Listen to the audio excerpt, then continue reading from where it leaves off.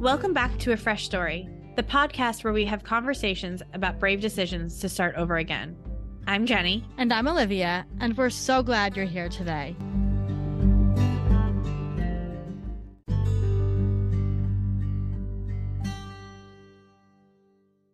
Hello, sister. What's happening in your neck of the woods, as Al Roker used to say? You know what? It just occurs to me, I don't know when this is going to be live, but we are going on a family vacation in 2 weeks. We are, yeah. And you know what they say about family vacations? I don't know what they say, but on a family vacation, nobody can hear you scream. And it's not really, it's just 2 nights away and a drivable distance, so we can all sleep under the same roof with my dad and my 3 siblings and whatever. And I'm going to make pancakes, and I realized that I have to get the recipe from Rob. Oh, it literally just occurred to me as we were recording this. So speaking of Rob, who has become like an unofficial podcast, I don't know, just like we just love him / we love him. And let me say right now, right here, because I know that Rob's very supportive wife Jen is going to listen to this. Jen, you are invited on this podcast. We want to talk to you. We know that you're the more fascinating member of that couple, and he's pretty fascinating. So yes. So after our last conversation with Rob, we invited him back on because he really likes to get into it and kind of like just have these amazing conversations. And so we asked him what he wants to talk about. And he said one of the things was to talk about kind of the transition going from a me to a we in a relationship and talk about relationships. And so we ended up having this really beautiful, what I love about talking to Rob is often he has like revelations while you're talking to him. Yeah. And it really is so beautiful. And so we had this great conversation, talked about marriage and trust and opening yourself up to people. And Jenny talked about her relationship and a little bit about fatherhood. So, you know, I didn't talk about fatherhood. No. I don't know that much about fatherhood. Rob talked about fatherhood. Yeah, so. But it was a really fantastic conversation with, you know, just about the things that we don't talk about with relationships. And so enjoy the conversation with Rob. He will be back on again soon to talk about other things. Please remember to rate, review, and subscribe to A Fresh Story so that we can keep telling fresh start stories.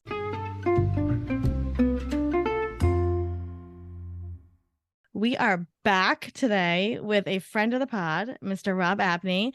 You heard Rob on an earlier podcast talking about his experience and career pivots and parenting and marriage and all the fun stuff. And Rob is our first repeat guest. And so we're kind of going to delve into more general relationship topics today. So, Rob, you said you've been thinking about some stuff since we last chatted. What was on your mind? Yeah, no, I was I think we got into a conversation. Well, I tend to go on random tangents, but we got into a conversation around relationships, and for me, as the resident married one here in our trio, you are the resident. You're our token married guy. Yeah, we have to keep one around, you know. Yeah. Well, I'll take it, but the interesting relationship with getting married or even dating someone or new jobs, but becoming 2 people or a group, right? And the molding of the different mindsets and characteristics and upbringing experiences, and how you got to jive at some level, no matter who the other person is or other people are. And I was just curious to have that conversation with you guys and see where we net out at the end of this. So I have an interesting question that I think this can all start with, which is, what do you think about the expression opposites attract when it comes to relationships? Because I have some strong opinions on it. That's a great question. I think I think scientifically it works. I think in real life it's probably disastrous. Yeah. And I say that somewhat from experience, and not like, because me and Jen, for all intents and purposes, are opposites experience wise, but fairly similar personality wise and values. And I would don't assume. know that. Well, yeah, but I don't know that came, or I don't know that we landed on that agreement because our experiences were so different. So we focused on that for a long time. Or I guess I'll talk from my point of view. I focused on that for a long time. And so I would say technically we were, in my mind at the beginning, we were opposite and we attracted. Just the we'll call it fun, the fun times I had, versus Jen, who's a bit more conservative and I wouldn't call it naive, but just oblivious to certain things because she wasn't exposed to them in first person, right? And she may have been in the room when things were happening, but because she wasn't partaking in any of it, it totally went over her head. I just realized I'm still wearing my kids' sticker to get into their school. It's parent teacher conference. Speaking of opposites attract, but we were focused on all the like the bathroom, right? And I was a messy bathroom user, like washing my hands, brushing my teeth, water would be everywhere. And we were getting to like serious arguments about it because it was like I'll clean it up after, but she would come in behind me and clean it up, and it had to be neat. And I'm a Virgo, so I know where everything is, but I could care less where it is. And she's extremely particular, or has been particular. The labels have to face the same way, and so that was a big point of contention for us when we started living together. But then even our we're old. She's older than me, so that I would call that an opposite, right? Where I was in my life, she had already been, and in a different way. And so as I was being exposed to things or experiencing things, because she had already experienced them and she experienced them differently, it was hard for us to connect on that when I would hit a certain milestone. And she's like, well, when I did it, we did it this way. And I'm like, well, I don't care. Right? And so I think from that perspective, absolutely opposites can attract. That said, like opposites typically explode. Like when so that's like my thing is that I think that everything you described, though important, is sort of like surface level, right? And I think fundamentally, I see a lot of couples entering into these relationships where they're like, well, I'm an introvert and he's an extrovert. And like, yeah, we don't like to like hang out in the same capacity or socialize in the same way or any of these things. And I'm like, that's fine. But do you want to do that for the rest of your life? Right? Do you want to fight those battles for the rest of your life? And I feel like in my old relationship, like it was like that a lot of the time, where it was like we just wanted to live our lives differently. And I think fundamentally, I always say like opposites attract, but like, should they stick? Like, do you want to like make that your lifestyle? And the sense that I get from you and Jen is that fundamentally you kind of want to like host dinner parties together and like socialize in the same way and spend your time in the same way. Cause I think so much of life is how you spend your time, literally what you're doing with your day. And I watch all these couples that you don't think it's a big deal when you're 23 and you get into a relationship and like, you know, you feel like, oh, I'm not codependent because he can go out with his friends and I can stay home and that's fine. And that is great. But at the same time, what does that look like 10 years down the road? I can tell you it's a guy staying out till 5 a.m. because he needs to socialize. And you're like, I just want to build a life with you. Yeah, I think so. I met her, I was in my 20s and she had just entered her 30s. And so I went out, I met her, I was out, like we were drunk and we were having fun. And I was drawn to her. So I literally abandoned my friends and was with her every single day of every single week of every single month for like 3 or 4 months, to the point where we got tired of each other fairly quickly. But I was in my own world. And what happened with me is I started resenting the fact that I was in her world constantly when all I had to do was literally go outside and walk away. Right. She wasn't keeping you there. There was that other side of I had set a precedent that we were together all the time. And I think it was more in my mind than her mind that like if I leave, I'm breaking that precedent and then she's going to resent me for it. And it was like, again, and I joke with her, I didn't know anything, right? I was like 21, 22. I literally had no idea who I was and what I was, because my entire idea of who I was altered by all the chemicals that I was altering myself with, right? And so I think now, or even not even now, along the way, I realized how introvert I actually am. And my extrovertness was put on for all intents and purposes, right? Coping mechanism. I think we talked about that last time. But realistically, I don't want to be bothered. I like my space. I like my energy.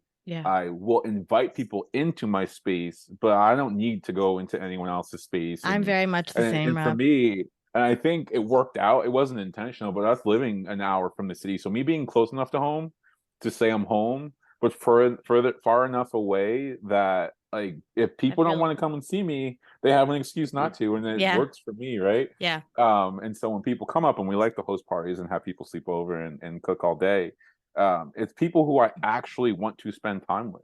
Yeah. And vice versa. They want to spend time with me, which I'm very protective of my space now. I wasn't before. Yeah. And I think that's my currency, for all intents and purposes, is I spend time with people. And if I'm spending time, not that I am like God's gift to the earth, but for me, if I'm spending time with you, it's because I actually really like you and love you and want to take care of you. The other folks, I can be around people that I don't like all the time. I can do business with people I don't like, but I get to stop at a certain point and remove myself from it. And that's the beauty of my space, is I only invite people who I want to spend a 24-hour period with. I feel like I had a similar experience, which was that I came when I met my ex, I was 20. When we started dating, I was 23, and he sort of had this amazing group of, he had a group of friends that was all prefabricated, right? He'd grown up with them, and I never really had a group. And so I was like, wow, a group of people. And then we started working at this company, and it was like my people, and it was this rush of being with people that I liked, and we were really social. And then we moved to Queens, and we were really social. And he would have board game night once a week at our apartment. And I liked talking to everybody. And then I liked to go to my bedroom and close the door, and they could leave whenever they wanted. But sometimes people wouldn't leave. They would just not leave. And it was just a Thursday night. So it was like, what are you doing? And there was one friend in particular, and I'd be like, he doesn't get it. Like, everybody else leaves and this guy doesn't leave. And my ex would never say anything to him and never be like, hey, like, dude, you got to move it along. And it was like 2, 3 in the morning, Thursday night sometimes. And then we broke up, and I was like allergic to people for a year. I couldn't be around anyone. I couldn't even be around my sister. Like, I would just go drive places and be by myself. And if anybody was like, oh, I want to go to the farmer's market with you, I was like, no, I do things on my own. I can't be with people. And it was funny to me because then I go to Scotland, and I'm with Thomas for a little while, and his friend David comes over one day just for coffee and to like drop something off. About 2 hours after David's there, Thomas looks at him and goes, all right, well, it's time for you to go. And I was like, I love that. Like, give me a heart. Like, I loved it because he was like, we're going to make dinner. We've got our evening plan. Like, he was like protective of our life together. And I felt like that was something I never got from my ex, which was a protective of our life together. This is our world. It was like, you can go to bed. Like, you go to bed. And like, of course, that's fine sometimes. And of course, it's great to be okay with that. But I want somebody, and I wanted somebody, and I have somebody that is like, this is our life together, and this is where the door closes, and you have to be on the other side of it. And I thought it was a really interesting sort of dichotomy, like, like binary of situations, because that's what I need, is somebody that's like, it's time for you to leave. Well, here's a question. So going backwards, when you did your, let's call it your self-exile, and did you, even though it was by choice, did you feel lonely? No. Or were you, that's interesting. No, I have only ever felt lonely in the presence of someone that was supposed to love me and was not. I went to NYU, and my ex, who I was with in college, Peter, he was like he studied for the LSAT, and there was a lot that he was doing. And I was alone a lot of the time. Again, I've always had friends, but I've never had a group of friends. So it's always been sort of one off. And I was alone a lot. I'm very good at being alone, and I enjoy it. And I don't think I appreciated that enough. I don't think I appreciated the fact that I like to be alone because of, like, because of everything we've ever been through, right? Like, we're very good socially. Yeah. And I'm very comfortable socially. And I thought that meant I was an extrovert. That's interesting. Because I immediately want to explore, like, when you become a we with someone else, you're literally giving up a piece of yourself. Yeah. Because you love yourself when you can be by yourself. Like, I can be by myself for a really long time.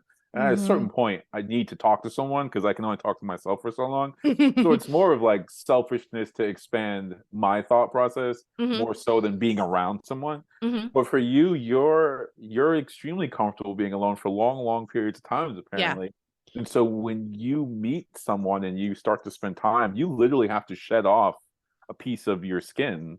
No, I always tell Thomas that being with him is like being alone. It's the same energetic thing for me as being alone. He does I not love how draw you on say me that at like all. it's a positive. Well, it's fun. So actually, it's really funny. My friend Melissa and I she's a total extrovert. Yeah. And we always say to each other, you can understand if someone's an introvert or an extrovert by saying, like, the phrase being with you is like being alone. Is that positive or negative? Yeah. And for me, it's positive because I don't feel lonely when I'm with him at all. I feel very not lonely, but it is as energetically like renewing for me as being alone is. That's interesting. Yeah. Huh. So Lydia, yeah, I was just saying. So for no, I'm gonna you- ask. Yeah, for me, it's funny because I relate a lot to you, Rob, and I think I was gonna say when I got married, we at my bridal shower, Jenny asked a bunch of people for like the little like advice cards, like from the women in my life, and my aunt, which I will never forget, her advice was when your spouse picks up a book to read, don't talk to them. And for me, that was like the best and most interesting nugget that I took with me through my marriage because now that I'm finding out a lot more about myself through therapy and ADHD medication and anxiety medication, I am incredibly introverted and need an incredible amount of quiet time. And I'm a reader. I read my whole life. That's how I fill my cup. And when I was married, every time I would go to pick up a book or a magazine or whatever, or even watch TV, somebody would always interrupt me at that exact moment. Yeah, And he didn't get that piece of advice is the no, problem. It didn't get as far as him. No. And it was so triggering. It became so triggering that I would stop doing that stuff, right? Because I didn't even want to start doing it. Because I knew once I would like pick up the book to read, somebody would interrupt me, right? The person I was with. So, it's just an interesting, like, I don't get lonely either. And I think it's because I value my quiet time so much, but I really related to what you said because I invite people into my space too. Right. So it's like you can come be with me, and that is like a cherished time. For me, I always joke that like I will be there for people, but like not in physical form. Like I will do anything for anybody, but I will not like be there physically with you. So like I can support you in any way, like via the wires and waves, but I will not show up for you physically. Like I don't even go to my friends' weddings anymore. I'm going to be honest with you. There's so much to unpack there. I don't even know. It's so much to unpack. But I was very totally curious though, because get I it. was really I'm thinking about my own situation. When did you feel like you and Jen moved from that energetic place from being separate to like the we? Well, we were forced into it when we had kids. Yeah. And I don't think I fully thought about it before having kids, but we had to get on the same page about keeping a child alive. Yeah. And I think for me, or at least I actually know for me, I was still toying around with two different worlds. Whereas she was all in. And I think now granted, like I had a fun job and I was traveling for work and all that fun stuff. So I had an opportunity to escape. And it wasn't necessarily escaping parenting, it was escaping us and each other and our craziness. That was our relationship. But we didn't fall into the full we probably until like the last few years. I think actually moving to Canada jump started that a bit. I imagine. And it had its own downfall, right? Because we moved to Canada for a very specific reason, for her to take care of her family. And so I immediately wasn't number one. I wasn't number 2 or 3. It was her mom, her dad, and then the girls, and then me. In my mind anyway. How did you feel we about talked that? about that. Well, I think I rebelled in all kinds of ways that made made her life a living hell on certain days, and made it absolutely amazing on others. And it was definitely the ramping up and ramping down. I think when I was in my own feelings, I would ramp up, and everything would agitate me and bother me. And then when I got that attention, then I would ramp down and be okay. But then it was too much attention, I would ramp back up, and it was a weird cycle of nonsense. But we talked about it either right before we were moving. I think we had just sold our house and we were living with our parents, and we had a fight. And I don't know how it came up or what was said on her end, my response was like, I'm not in your zeitgeist. Like it's your dad and your mom. Right. And again, like her dad has MS and her mom has dementia and was going through it, and having episodes, both of them on different occasions. And we moved there down the street from them so that she could be there at the drop of a hat. Right. And even though I think I even I definitely suggested us moving to Canada when we originally were moving. We were going to LA. And I was like, oh, why don't we go to Canada after her dad got a little sicker? But even in that hero mentality, I didn't think of the downside at that point. It was all upside, until I was living through the downside. I think that sparked a lot of resentment on my end, even though it was my idea. And so it's a weird. It's you weird probably wanted to be like lauded for the idea and then not also have to execute on it, right? Like, wow, what a great guy. He suggested we move to Canada, and then don't worry about whatever happens next. Yeah, I mean, I was young when we did it, and it's so weird to say that because I'm 35 now, and this is what a But you were there for like 5 years, right? You were like 29 when you made that decision. Oh wow, mid-20s. I mean, your brain was barely fully formed. Yeah, and I was just I was taken by her. I'd do anything for her, right? And still this day, I will. It's just it's not as it's not thought out now. Like now, I just react because she's my wife, and it's just second nature. Right. Then it was like I gotta impress her. Performative a little bit, right? And so, and that only does me a disservice. Like in the long run, it does her one too. But I think it affects the person putting on that show more so than anyone's willing to admit. So like when you become a we, and I think about this a lot because I was on the other side, right? And I remember watching my ex-husband take his stuff out of the house, right? And his parents came and they moved him out of the house, and it was a whole big, he was getting picked up from the worst play date he'd ever been on. And I was thinking about I don't mean to laugh at your pain, but that's hilarious that you just said. No, that's exactly that was the vibe. That was like the vibe. Take me home, mommy. And so, I literally remember looking at my children were watching, right? They're standing in the kitchen watching, their grandfather and their father take his stuff out of their studio. And it felt like an atom splitting, right? It felt like an actual physical atom was splitting, right? We had come together, we had joined forces, we were a team for all intents and purposes, right? We both helped each other in our careers and grow. We had these children and a house and all these things. And then it splits, right? So what's the moment? And I'm pretty woo, so I do believe in kind of energy and physical stuff there. What is the moment you think, and this is for both of you because you're both in committed relationships, that for both of you was that kind of like the zap of the atom coming together, right? Was there a specific time that you thought, well, this is like it, like we're kind of, our minds are melded here, or was it more of like a gradual thing? I don't know that I thought about it. It just happened. I will say the shitty part about progress is that once it happens, it can't unhappen. Right? You can separate things, you can move on, like all these things happen, but you can't erase the past, whether it was shitty or not. Like you can't, it's there. It informed you. It changes the way you see everything moving forward. And I know people like to believe in big moments. I think of the small moments, the things that you're not even focused on that change your entire outlook on life. Because that's gradual. I think us coming together, I met her on a Sunday. We went out on a Monday, Tuesday, Wednesday, Thursday, Friday, and Saturday. And I went broke trying to, like, I was in college, right? So like I was spending my lunch money. But the after that, we just did stuff at the house or at the apartment. And it felt like this was supposed to happen.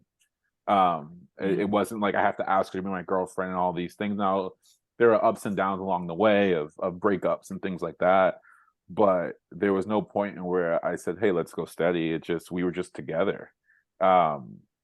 And I would say it was almost the most Zen-like thing, considering all the other relationships I had, and there was actual pomps and circumstance around becoming a girlfriend or a boyfriend.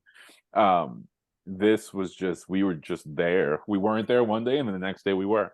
Did and you it's feel been different? like that every day Was like a since. different feeling to it? Like you knew it was special?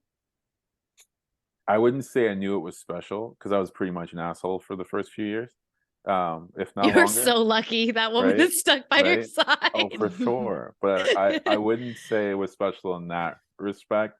I'd say it's special now. Yeah. The level of openness and honesty that we have now, because the fears are gone, and I think we had to work towards that.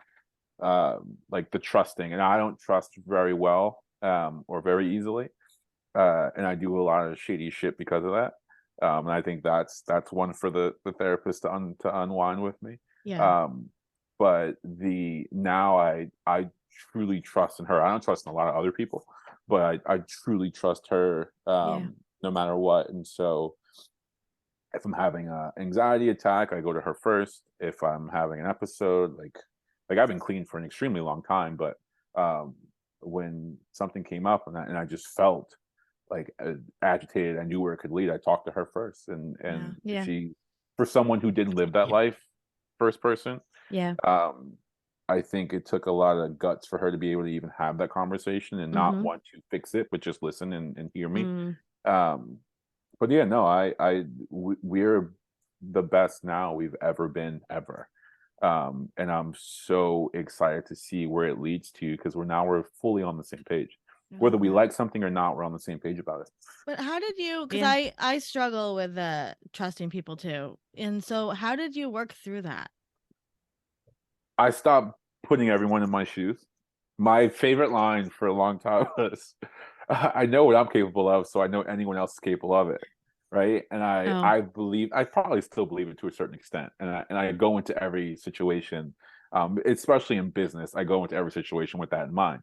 I but know not what expecting I want. good, expecting bad. Oh, expecting absolute bad. And I'm prepped for it, right? Because like even Jen will ask me what I'm talking about when I'm talking to myself. Like, oh no, I'm strategizing for every possible scenario. Like I don't know the full detail of what will happen, but if I hear a certain word, I immediately know which plan to go to, right? Which is great in business. It's gotten me very far. In personal life, it's disastrous. Interesting. Because you're putting everyone in a point of defense, and they don't even know they're on defense. Right. And then when the aha moment happens, you're like, see, I told you. But I pushed it into that course that it was going to. So I definitely try to give everyone the benefit of the doubt now until proven wrong, and lead with trust, and lead with open and honesty, because it's less draining. It's very draining to plan for everything. And it doesn't leave much room for anything else once that moment's over, because you're just exhausted. And as someone who absorbs energy, and like even now I'm hot, but I'm shivering because I'm just going right. And and so those moments, I'm trying to see them more and try and avoid them, and not fall down my deep dark rabbit hole that I can go into.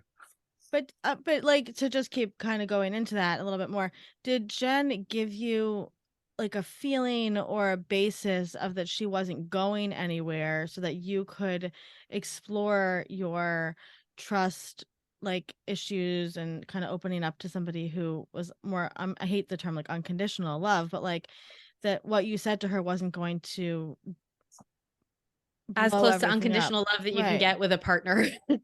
No, I wouldn't. Oh yeah, I would say I didn't accept it. I still didn't trust it, right? And so even though she was there through all the crappy things that I've done, and woke up the next morning and was still there, and was willing to put in the work to keep it going forward, I still was looking for a reason to be like, no, there's just something wrong with her. She's not like tomorrow. She won't be here. And I think it wasn't her proving it to me. It was just me accepting the fact that like she was my person, and I was hers. Which can be really scary. Yeah. for sure. Yeah. Like abandonment issues aside, like it's just a scary, it's a scary place to open yourself up, and connect with someone and intertwine with someone forever, or even for a moment in time. That I think we all know it, and we all see it, and we watch it in movies, and we read about it, and we have friends and we have family who've gone through it. But when that was us, we revert to what we think we know, and we try and avoid it at all costs. I don't think, I said this to you guys before, I don't think anything that we do is all that special. Like it's happened to someone else at some point in time in the last 2,000 years, if not longer. It's just the first time it's happened to us, and so because it's so special to us, whether it's positively special or negatively special, we keep it to ourselves, and we try and work through it on our own, as opposed to just having a conversation with someone and I'm going, yeah, that happened to me last week. Yeah, they definitely were fighting over the bathroom in ancient Egypt with each other, so.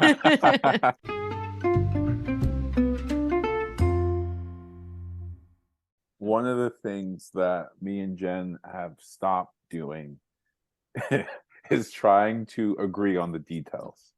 Because that we would get into these arguments about like the lampshade being over, and then I'd be like, yeah, but you just said that I moved it and I didn't actually move it. She's like, that's not what I said. What I said was, and then we get on these like tangents of arguments that have nothing to do with what we were originally arguing about. And then we'd hate each other for 20 hours, right? Because we're just so frustrated with all the other mini arguments we had about the way you argue and you don't ever let me talk and And so it turned into us not necessarily just trying to solve the problem, but trying to stay focused so that we could alleviate that and move on with our day, as opposed to spending 6 hours in it. So the whole idea of let's just stay in this moment and stay here, as hard as we can, right? Has really served us, because we get through a conversation very quickly now, and it's not an argument. It's actually a conversation around being hurt. I think yesterday I said something, I meant one thing, and she heard a different thing, and we talked about it, and we were able to come back to the middle very quickly, as opposed to years prior where we would argue for weeks, like literally weeks, and any moment that reminded us of the original argument would start another one, and we keep going down these rabbit holes of back and forth that literally solved nothing. It would just be over one day. I told Olivia, I was talking to Thomas the other night, and I mentioned having like a salad with turkey in it, and he was like, yes, it's funny you call it a salad, it's like meat salad. And I was like, I don't know. I still, by the way, Rob, I've just resolved to not resolve this argument. I have no idea what he was talking about. I was like, you've heard of chicken Caesar salad before, right? And he was like, yeah, but that has the word chicken in it. And he was like, yeah, I had a salad tonight, except I cooked it and I served it with a burger. And I was like, what? I still don't know. And I know that if I had had that conversation with my ex, it would have become like an argument of like, you don't believe my worldview, and like, you don't understand me, and like, you never let me speak. And I was just like, I don't know if it's cultural. I don't know if it's language, like, but okay. No, for sure. But it's funny because you are having the same experience I have with two different personalities, two different individuals. People, I'm having that same, or was having that same thing with the same person. So I have a question for you, which is, I felt it was such a relief to like walk out of that relationship and get to walk into the new one and be like, you don't know all of my old bad habits. Like, this guy doesn't know all of my old bad habits. How does that feel? Like, I felt like with my ex, even if I got better, even if I improved myself, even after therapy, I still had to be like, I'm not that 23-year-old anymore. I'm not going to make those mistakes. Do you feel like that's something you have to contend with, of like proving to each other, like, I'm not going to do those old bad habits? Yes, we have that conversation pretty often, right? Of what we're trying not to do. And I think one of the things that has helped us is being honest when we come back and apologize, right? And saying, I know I have a lot of work to do, but I'm better than I was yesterday. And that justification, again, progress, the shitty part about progress is you can't undo the things that have happened. But you can say, well, and I've said this, and it's very childish, but it's extremely important to me. This argument would have went for 3 hours last week, right? And now it only went for 10 minutes, so that's progress. I And think I so. think that's important to realize because we can't use each other's past against us. Like the beauty of having someone new is they literally have no past to stack it up against. That was such a relief to me. That was such a relief to me because I just got to be like, oh, me? I just came like this. But for me, it's like the opposite. It's awesome Mm. when she says it about me or when I say it about her. And I'm like, hey, Yeah. like you did a great job, right? And I think those pieces, it's important for the other person to recognize when their partner is making progress. And I do force Thomas. I say to him, just so you know, in my last relationship, I really would have dragged this out. I do. Keeping yourself accountable. And that's awesome. he celebrates me, and that's the love and support that I need. Like it's a weird, again, like I don't know a hell of a lot. I'm only 35, and compared to my parents and our grandparents and so on and so forth, I don't know anything. But the level of thought I put into trying to understand why I do certain things certain ways and why she does and how we can meet in the middle on that has helped our relationship tremendously because I didn't always think about it. It was my way and my way only. And even she said something yesterday, which was really interesting. She admitted that when she came into the relationship, her way was the only way she was willing to go. And it caused a lot of arguments because bacon fat. I put bacon fat in a jar, right? And because my mom did it and my grandmother did it, and that's just what I'm used to. And even her grandmother did it, and she was like, it's better for the environment if you just use a paper towel and slop it up. and I was like, okay. And then she started saying more. And in my mind, I'm like, well, I already agreed with you. Why are we continuing this conversation? And then later on in the day, she said, look, I know that when we first started dating, I know full well that I like things a certain way, and it was what I knew, and I knew that my way was the right way. And now I'm realizing that there are multiple ways to do something, and I'm open to it. And I think for us to be able to even have that conversation is extremely important because it can go really bad very quickly when two people who have different experiences and who learn different things need to do things their way only. Because there's a lot of opportunity for things to go wrong.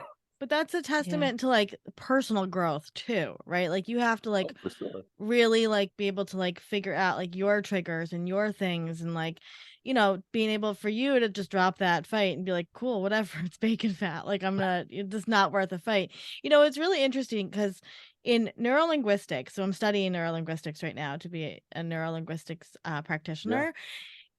So we all have internal representations, right, of the way we filter the world and how it's based on our own experiences, but it's also based on the literal language of how we speak. And everybody speaks a different language, right? So somebody might be more auditory, somebody might be more visual, kinesthetic, all these things, right? And in family therapy, what they often do is that somebody is the translator, right? So you might say, I see things one way, and she might say, I hear things one way. And then the family therapist has to literally translate the language between you guys. And I feel like so much of this becoming a we is figuring out this new language together, right? And like figuring out like the culture that you are and like what your values and morals and like almost like defining this new country that you guys live in together. Does that make sense? No, for sure. And I do that in my personal or my professional life very easily. I was That's literally what I that. do for a living. Right, is figure out how to translate that language from when the customer sees it or the user sees it to when we type it, right? And so I'm going through a brain exercise right now where we're redoing our website and we have to start the language in terms of our terms, and then we have to translate it for what the user knows before they come into our environment. It's so easy to do in my professional life. I do it every single day. Right. The moment I take off my headphones and I'm a regular husband, it's extremely difficult. And I think that it's like that Mr. Rogers moment. As soon as I take off my vest, I'm a different person, and I forget my training. And I'm trying to remember my training from personal life because I think it's all the same, right? It's just I was going to ask you that. Right, because when you were saying before about how you were like, we sit there in the moment, we work it out in present time, and you put everything aside. When you're in marketing or whatever business, like we do this with social media, right? It's like you're working out things in present time. You're not looking at like everything else you've ever done before. Right. But like in relationships, right, it's like the opposite. You're like, let's take every single piece of data that we've ever collected about our relationship and put it into this pot, and then we're gonna. So I'm the complete opposite of that, and I use what I know to inform what I do. And so I do unpack it all and think about, and I said, I'll call it strategic, right? I'm very strategic about everything. And so I actually do unpack it all. I'm like, again, I'm having this conversation with our head of product. And I'm like, no, we need to step back because he wants to make a change. And I'm like, no, we need to think about how this change really affects, because I know what will happen. And then in my personal life with Jen, I do the same to a certain extent, but I'm not as patient as I am in my professional life. Interesting. Right. So at a certain point, I'm just like, I can't have this conversation anymore. Yeah. Whereas at work, I'll have it for 8 hours because in my mind, it's my job and I have to talk about it.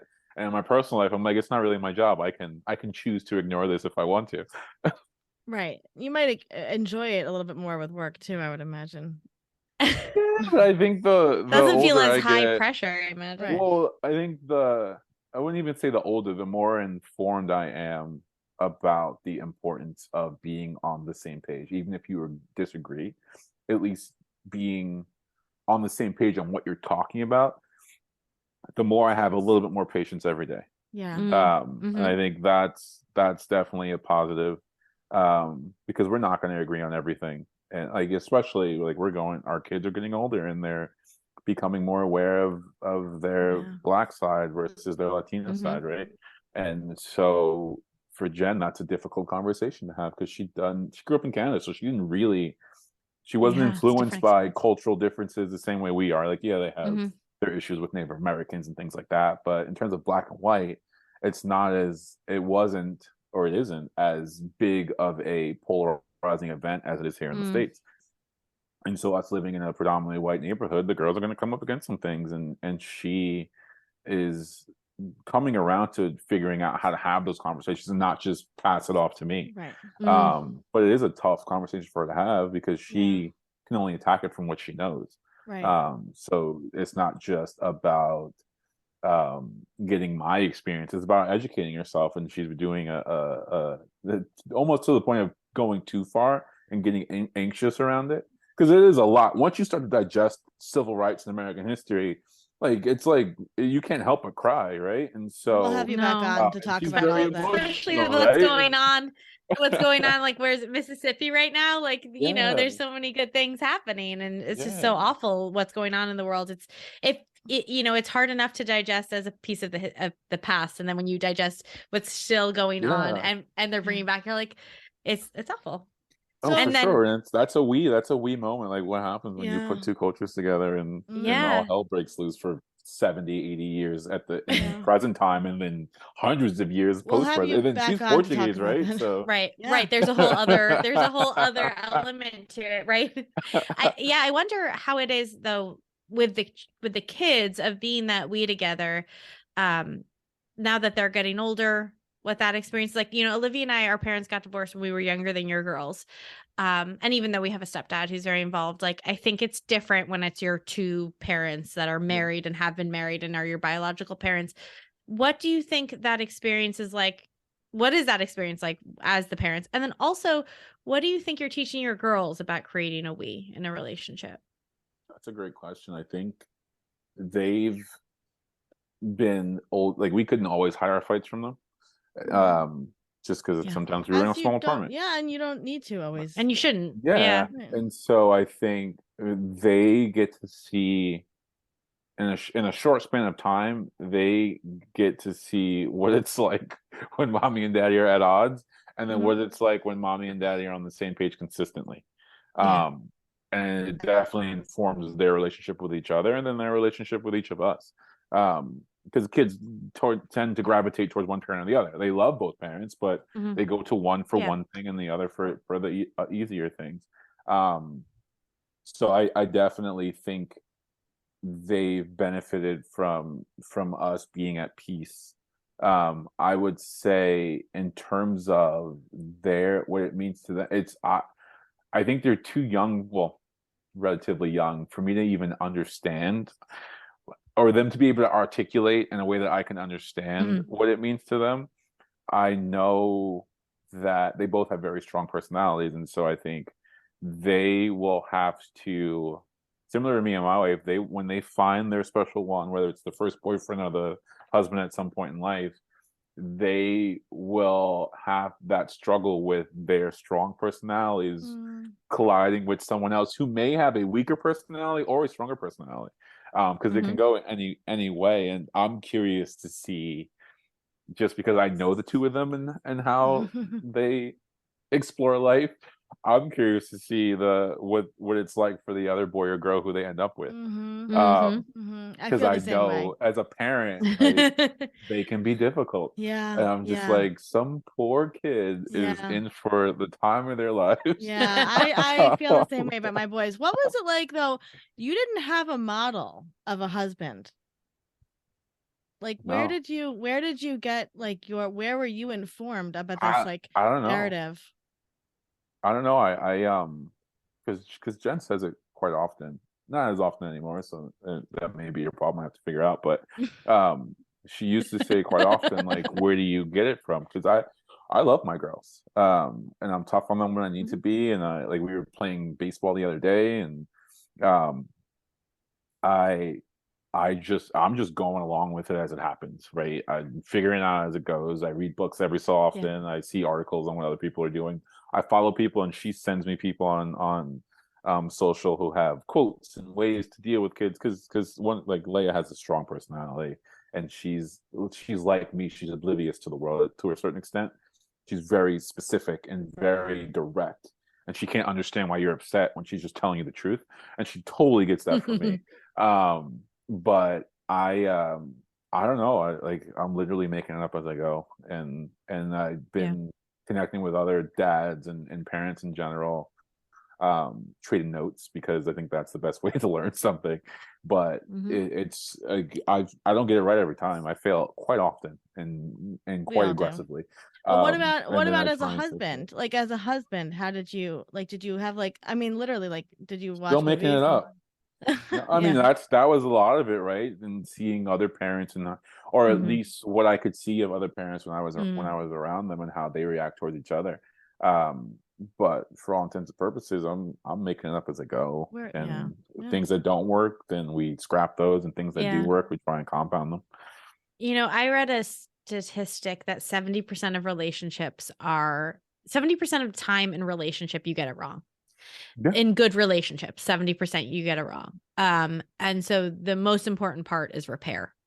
And I think that when we talk about not arguing in front of our children or arguing in front of our children, the important part is for them to see the repair, right? And to see to see that it happens. Because I think of all the people I know who are like, my parents never argued in front of me. So I was really shocked when my mom left my dad, know, and it's like, that's not helpful. That's not helpful. Not at all. It's so out of left field. And I don't know from experience, but I would assume that's when a kid blames themselves.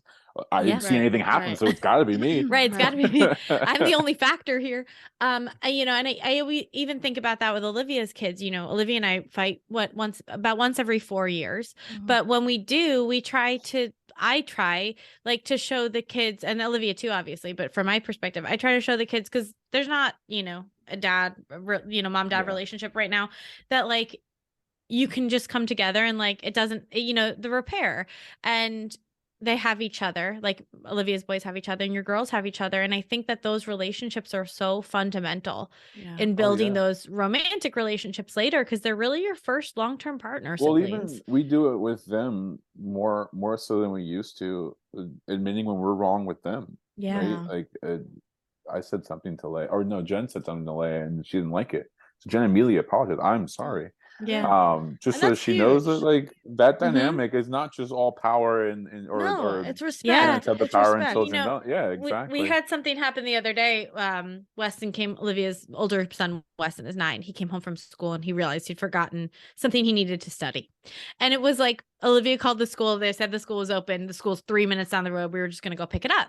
Wasn't a big deal. And he was panicking, and Olivia and I both walked by and we're like getting our shoes. We're like, it's not a big deal. It's fine. And he looked at us and he goes, it's not fine. And I said, yeah, you know what? You're right. It's not. No, he fine, said it is a big deal to me. That's what he said. It is a big deal to me. That's what he said. He goes, it is a big deal to me. We said it's not a big deal. He goes, it is a big deal to me. And I looked at him and I said, I'm sure Olivia would have said this if she was in the room, but I was the one that was saying it to him. And I said, you know what? You're right. It is a big deal, but it's not insurmountable. We can figure it out, but it is a big deal. And even things like that, where it's like, just validating their experience and being like, and not being, because for us as adults, we're like, it's a 4th grade Latin test. Like it doesn't matter, but for him, that is the pinnacle of his experience. That's all he knows right now. It's the biggest deal. And I say we're very selfish people, and that's a good thing because like our brain's trying to keep us alive, but it's all about us. So when you think about, and I was a friend of ours was talking about her childhood, and the story was her mom. She watched her mom get into a fight with her brother over something massive, and after that, the mom was still in her space of anger and treated her mean. Yeah. And immediately she was like, "Well, what did I do?" And then she went into, "Well, I did something." And that's a natural response, right? Because even though we witness the argument, we know why that person. Right. We can remove ourselves from it and go, okay, now the moment's changed. We can be happy. That person can't. And so we don't comprehend that. It's like, oh, why are you being mean to me? And so we absorb you internalize, that. But exactly. And I think it's very important to tell kids. It is. And I get why you're upset. Yeah. And like from as a father too, Rob, like it's so important for your girls to see that you respect them on like a human level, because that's the nugget that they're going to carry with them like in other relationships, right? So like you're setting the bar and you're doing such a beautiful job at it. Like we all fuck up all the time, right? Like we definitely, I mean, I've learned more about parenting from watching Daniel Tiger than anything, right? Like I used to watch and I was like, I'm just going to mimic mommy Tiger. Like I'm just going to do what she tells me to do, right? So like but like I truly believe that like the relationships that we build with our children are the ones that they're going to carry over right into romantic and business relationships. And so helping them understand respect and boundaries and that they are worthy starts so young, and I think that people don't always realize that. Okay, before we let you go, I have a question and then we'll let you go. We have a lot of people that listen to this podcast that are single and dating and trying to kind of figure out their relationship status. As somebody that got into a relationship young and has grown a lot in that relationship, what would you say are some tools that you use to kind of get, because from point A to point where you are now? Ooh, that's a big one. I would, how do I keep that simple? I would say, well, I wanted to say trust your instincts, but I would say absolutely don't trust your instincts, because sometimes they lie to you. I would say have an idea of who you actually are. I think that's extremely important. And I don't think we work that out early on in our lives. I think it takes a minute, but being willing to be honest with the person you're with and say, I haven't figured that out. I'm still working on this part. And I think those conversations are extremely important so that the other person knows where they stand. And it's not, as you're working something out, it's not in spite of them or because of them. They just happen to be in the space when you're trying to figure out your life. Because that's the whole thing about becoming a we, is there's still 2 individual people working through a bunch of shit. And they're also working through things together. But like when you think about our family life and our family dynamics and our relationships outside of that other person, there's a lot to work on. So I think the patience and the willingness to have honest conversations and saying, I was mad at something else and you just happened to be in the room, so you got the brunt of it, and then apologize for it. I think those are extremely important conversations, and you'll figure out very quickly if you're meant to be with someone or not by if you're willing to have that conversation, if they're willing to accept it. I love that. Well, I need you to start percolating about what you're going to come back to talk about. Next idea. Next Oh, idea. I got all kinds of things. Okay, we'll have you back. Well, thank you as always for sharing and chatting. And like these conversations are so important to have because like once we can start talking about it, everybody else will start talking about it. And you know, that's when honesty and vulnerability come out and people can actually see growth and relationships form. So thank you for chatting with us. Likewise, enjoyed it.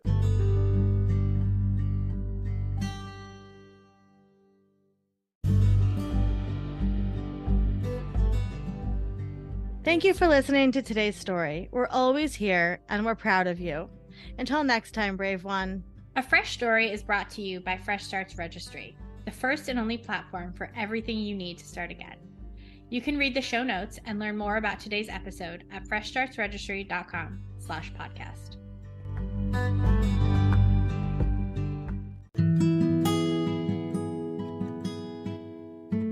As always, we want to remind our listeners that while we strive to provide accurate and helpful information, we are not medical doctors or mental health professionals. We want to remind you all that the information shared in this podcast is not a substitute for professional advice. We highly recommend consulting a qualified healthcare or mental health professional for any concerns or questions you may have. Remember, we are a podcast, but we are not licensed medical professionals. Always consult with your healthcare provider for any medical decisions. And as a gentle reminder, all opinions are our guests and do not necessarily reflect our own.